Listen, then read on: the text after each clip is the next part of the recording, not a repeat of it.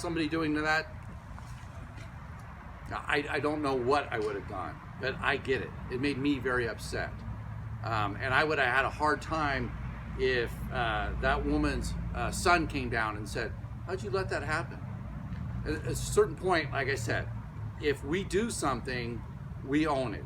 So if all of a sudden we decide we're going to step in, and then we've had people go, why'd you do that? We were okay. We didn't ask for your help. Oh, shoot. I mean, I can't tell you how often we get attacked by the wife when we go to arrest a husband in a domestic violence case. But you're the victim here. No, you're trying to arrest my husband.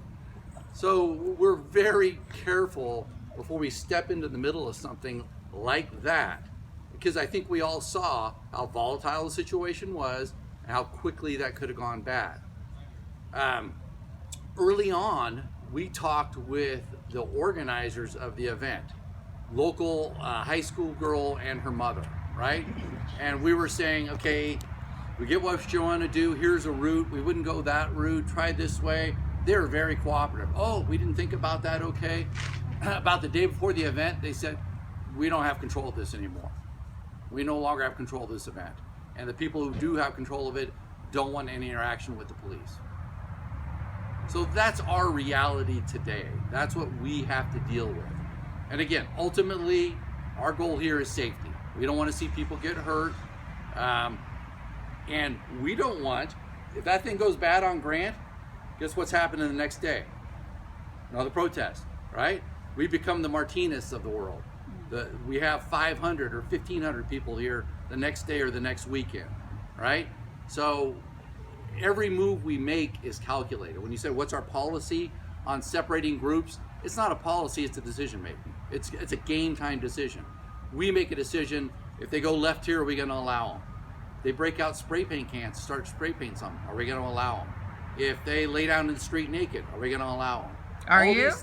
All these things ahead of time that we'll make decisions on, but ultimately it's case by case, second by second, minute by minute that we'll make decisions on.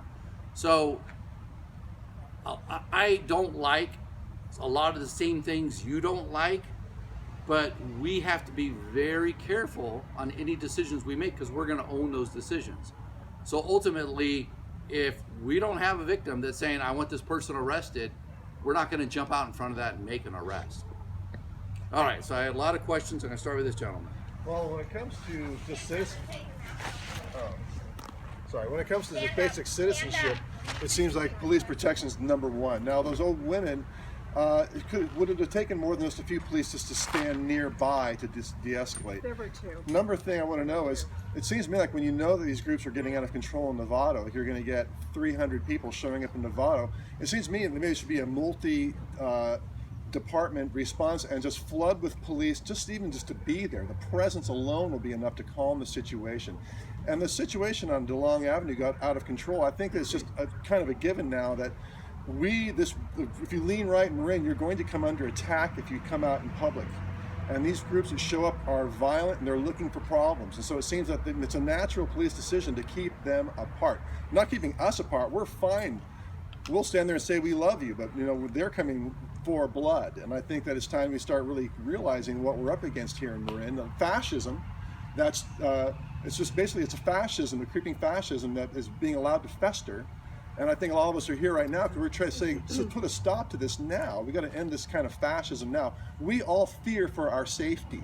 We have to come out and be careful, or we might actually get beat up on the street, any town in Marin these days. And we're looking to the police now, like, how can you be a prophylactic against this when we want to come out and be safe? And that's basically my thing.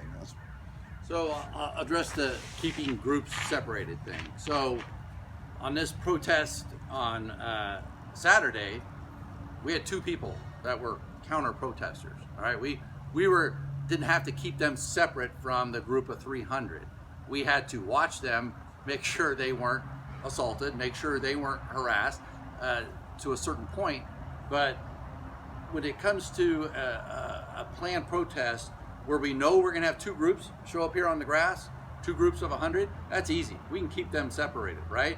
But when it's a marching, moving event, or in its event where all of a sudden 3 or 4 people show up, there aren't groups to necessarily keep separate. It's a moving, living, breathing thing that you have to react as you see things as they happen. So separating groups, yes, is a good idea if you think there's going to be a problem. But as far as a law enforcement response, okay, we know they're going to have a protest and it could be between 300 and 500 people. How many cops are going to keep that group from doing these things? Doesn't matter. You have 1,000 or 5,000 cops. If they are bent on accomplishing certain things, they're going to do it. And a lot of what they do might be distasteful. You might not like it, but it doesn't make it illegal.